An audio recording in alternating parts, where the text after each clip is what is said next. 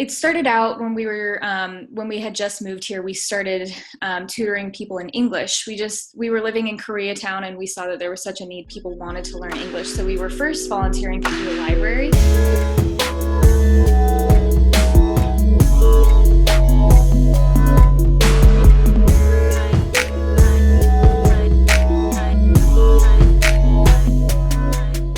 What kind of motivated this drive for helping out others?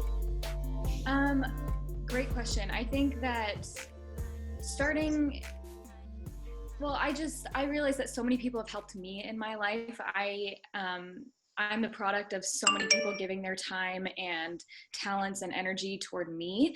And so that's something that I have really wanted to give back. And it started out when we had just moved here. We started tutoring people in English.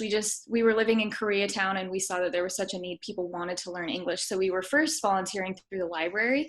But then in our own church, we saw that there was a lot of need with the youth to help them just get through high school and help them get into college and stuff like that.